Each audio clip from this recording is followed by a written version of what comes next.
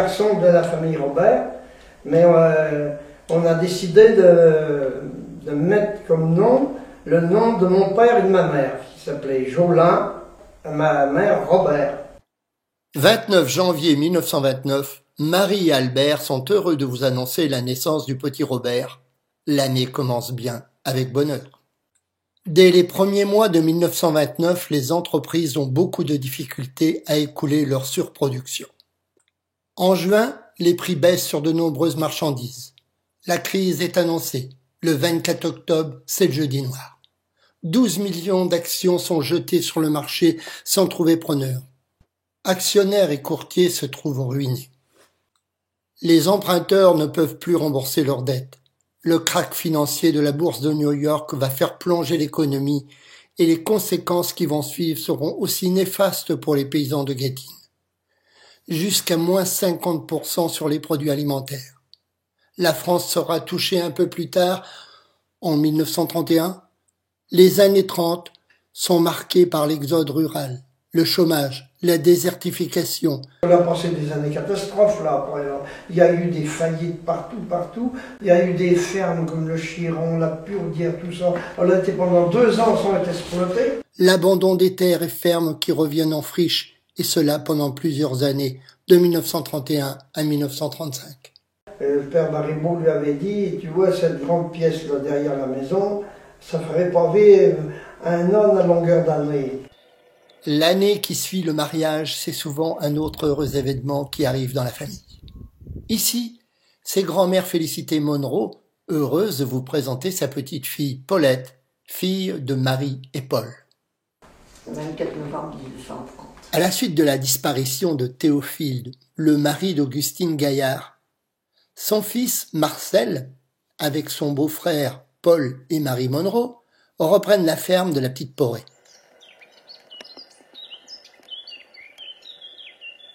Les familles nombreuses, Marcel et Marie Luceau, son épouse, vont avoir 12 enfants. 8 seulement restent vivants. Donc Emmanuel s'est marié, donc avec la tante Irène. Alors c'est lui qui a remplacé papa, et bien il fallait faire la place.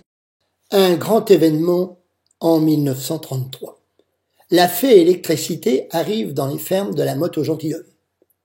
Mamie Louise en a incendié la tête de Papy François.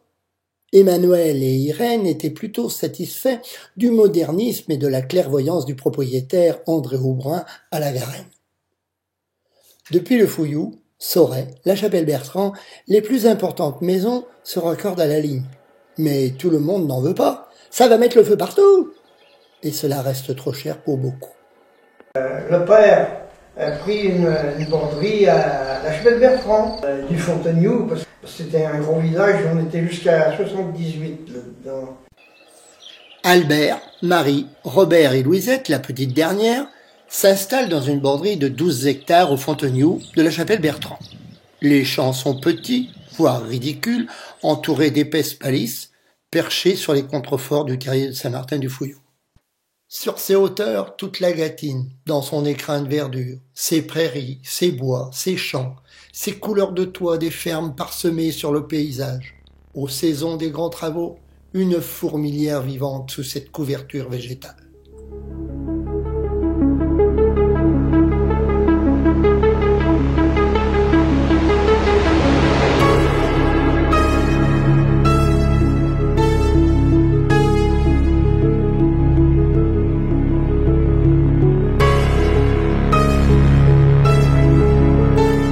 Après de nombreuses grèves et manifestations, va naître en 1936 le Front populaire.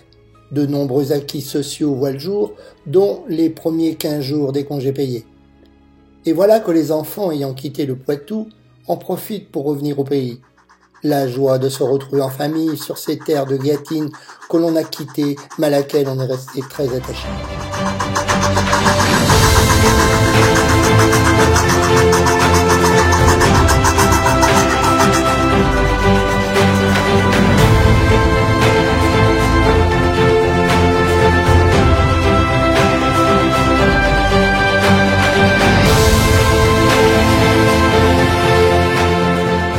En 1937, la famille a grandi. Avec les années, Paulette a 2 jeunes frères, André et Michel. Paul et Marie quittent la petite Porée. La ferme est devenue trop petite pour nourrir les 2 familles. C'est seulement à quelques traversées de champs que Paul Monroe vient de s'installer sur les terres du Plénit, 27 hectares, entre la chapelle Bertrand et la Pérate. J'étais à l'école à chapelle Bertrand de 1934 à 1940. Mais moi, il me souvient que j'allais à l'école avec Annette Juin, une fille qui avait dans le village là-bas, la famille Poussard. Alors, ils lui ont fait faire toutes les misères possibles, hein, jusqu'à la déculottée. Il nous giflait tous les jours. Alors, le domestique, M. Juin, avait dit « Attends, demain matin, je vais aller les soigner, moi. » Il y a Paul, Rémi, puis Paulette, qui est les Poussards, là. Il sort derrière le châtaignier, il prend mon Paul, là, et puis il a envoyé 3-4 paires de claques. Ça a été fini après. C'était fini. Mon Rémi qui descendait vers le bois de la Verne, qui criait. Oh non. Retour de l'école. Il faut aller chercher les vaches au champ. Emprunter le petit chemin creux entre ces futaies, ces têtards, ces palisses impénétrables. Seul avec l'immensité de la nature à partager ses secrets, ces histoires d'un passé proche ou lointain qui parfois vous donnent des frissons quand vient la nuit. Alors on presse le pas, on invective plus bruyamment le troupeau qui rentre à l'étable, de crainte que le malin vous rattrape ou les fantômes revenants vous entraînent au passage. Qui va là? Qui va là? Qui va là? Et vous de sursauter d'effroi, ne sachant d'où vient la voix.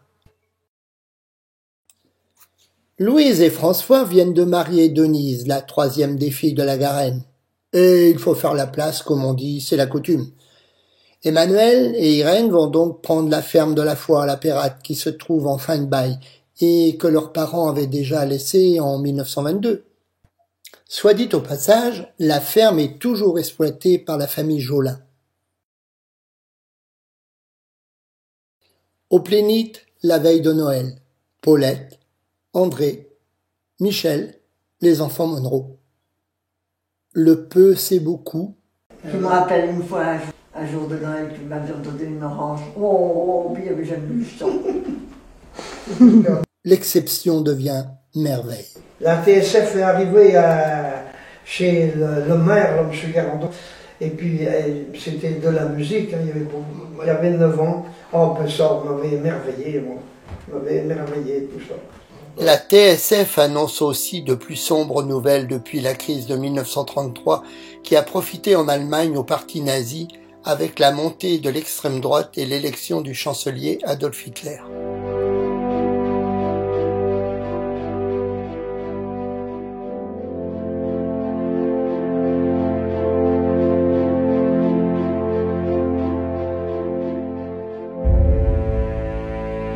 Le 5 avril 1939, Albert Lebrun est réélu président de la République et l'espoir renaît d'un consensus avec l'Allemagne. Le 17 avril est marqué par le soutien de garantie de la France à la Pologne. Le 24 août, la mobilisation partielle est décrétée. Le 1er septembre, c'est l'invasion de la Pologne par les troupes allemandes. C'est la mobilisation générale pour la France. Le 3 septembre 1939, on était allé voir le docteur Breffel à l'horloge, là-bas. Et puis c'était à peu près 2h30, 3h. Les sirènes, la guerre a déclaré, les sirènes se sont mis à hurler pendant 1 heure. Alors, j'ai encore le son dans les oreilles de ça.